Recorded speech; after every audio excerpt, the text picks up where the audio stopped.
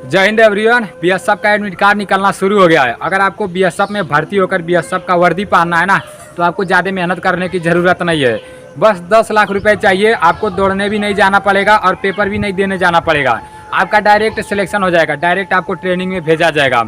और अगर आपको हमारे ऊपर विश्वास नहीं हो रहा है तो इस भाई का बात सुनो।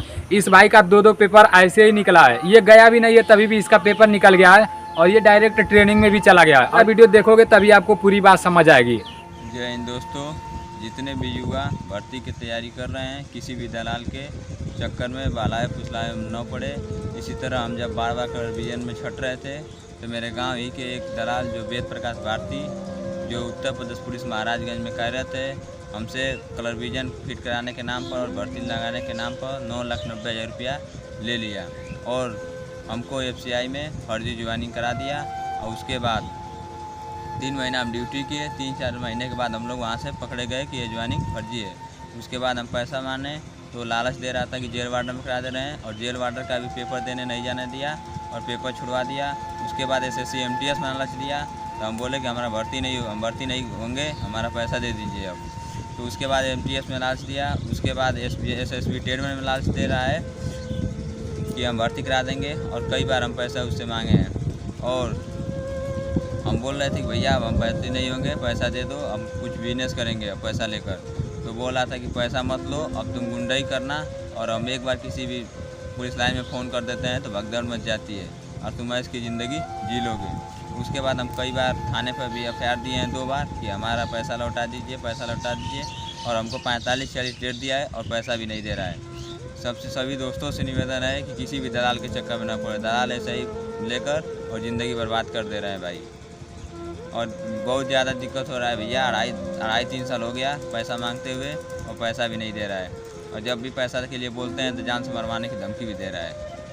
इसके बारे में मैं क्या बोलूँ भाई, ये भाई खुद सारा का सारा मैटर समझा दिया है। देखो मैं आप लोगों से बस यही कहूँगा, अगर आपको इस भाई का दर्द समझ में आ रहा होगा तो इस वीडियो को जितना हो सके उतना शेयर करना। जिस तरह आप तैयारी करते हो, जिस तरह मैं तैयारी करता हूँ, हम ही लोग जैसा ये भाई भी होगा। आज इसका 10 लाख रुपया फंसा है और उस 10 लाख को पाने के लिए पता नहीं ये क्या क्या करता होगा, क्या क्या नहीं करता होगा। ये हमारे पास बार फ़ोन कर रहा था मेरे भाई, यही सोचकर फ़ोन कर रहा था ना कि यहाँ से कुछ मदद मिलेगा।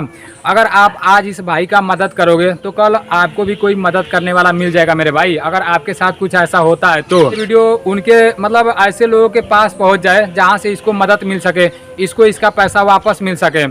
तो ये तो आप लोगों के ऊपर है। और एक बात और मैं आप लोगों से बता दे रहा हूँ, अगर आप इंडियन आर्मी की तैयारी कर रहे हैं या पैरामिलिट्री फोर्स की तैयारी कर रहे हैं तो ऐसे लोगों के बातों पर थोड़ा सा भी ध्यान नहीं देना है मेरे भाई। ऐसा केस हमारे पास आया है, अगर आपको मैं बताने लगूंगा ना तो आप विश्वास नहीं करोगे, लेकिन उस केस का पूरा सबूत है मेरे पास। मैं आप लोगों से इसलिए नहीं दिखाता हूँ, इन भाइयों का भी थोड़ा बहुत गलती रहता है। मैं कई बार बताता हूँ दलालों के चक्कर में नहीं पड़ो, दलालों के चक्कर में नहीं पड़ो। पता है क्या होता है, जैसे जो लोग तैयारी करते हैं ना उनके पीछे कुछ लोग पड़ जाते हैं।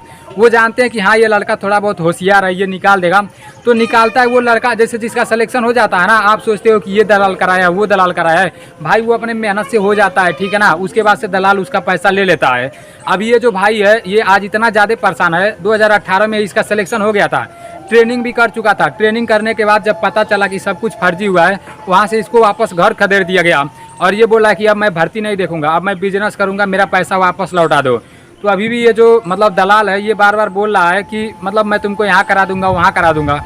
तो भाई मतलब आप लोग इन सब चीज़ों के चक्कर में कभी भी नहीं पड़ना यार। देखो जो नए लोग रहते हैं ना उनको बहुत सारे लोग भुलवाने वाले रहते हैं। मतलब ऐसे बोलते हैं कि मेरा मौसा कर्नल है, मेरा मामा CO है, मतलब बहुत सारी बातें बोलते हैं और इतना ज़्यादा उनको मतलब भ्रम में डाल देते हैं ना कि वो भाई सोचता है भाई मैं रेस मारूंगा, मेडिकल फिट हो जाऊंगा तो ये भाई मुझे करा देगा। अरे कोई नहीं करा पाएगा मेरे भाई, भगवान भी नहीं करा पाएंगे। जब तक आप नहीं मतलब खुद नहीं कर लोगे तब तक कोई भी नहीं करा पाएगा। इसलिए आपको किसी के भी चक्कर में नहीं पड़ना है और जितना हो सके उतना इस वीडियो को शेयर करो ताकि इस भाई को पैसा मिल जाए।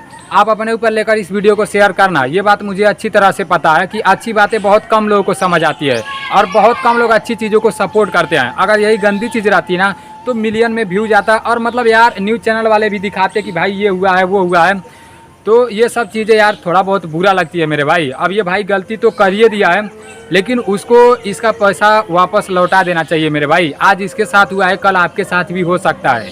इसलिए मतलब आप लोग एकता दिखाओ। और अभी एक भाई मेरठ से रहने वाला था, उसके साथ भी कुछ ऐसा ही हुआ था, इससे भी बदतर उसके साथ हुआ था। वो इतना पुअर फैमिली का था ना, वो 5 बार रेस मारा अपने यारों में, मेरठ यारों में। 2018 में मतलब लास्ट एज था उसका ट्रेडमैन में, वो रेस मारा, मेडिकल फिट हुआ। मेडिकल फिट होने के बाद उसका मतलब उसके पीछे एक दलाल लगा, वो बोला भाई इस बार मैं फाइनल तुमको भर्ती करा दूंगा, जब तक तुम्हारा ज्वाइनिंग लेटर नहीं आएगा तब तक तुम पैसा नहीं देना। वो भाई बोला ये तो बहुत अच्छी बात है।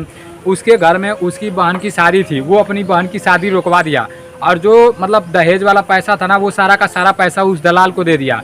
और जैसे ही दलाल पैसा पाया, इसका ज्वाइनिंग लेटर तक इसके घर पहुंचा दिया।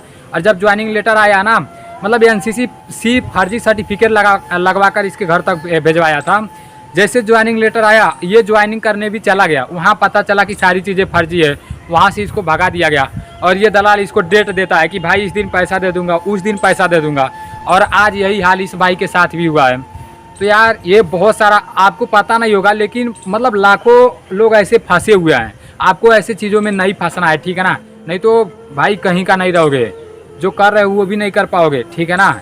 इसलिए इन सब चीज़ों से थोड़ा सावधान रहना। मेरठ वाला जो भाई है ना, उसका भी रिकॉर्डिंग मेरे पास है, लेकिन मैं जब उसका रिकॉर्डिंग सुनता हूँ ना, तो मेरा खून खौल उठता है मेरे भाई, क्योंकि वो अपना पैसा खुद दिया है और उसको इतना ज़्यादा गाली सुनने को मिलता है।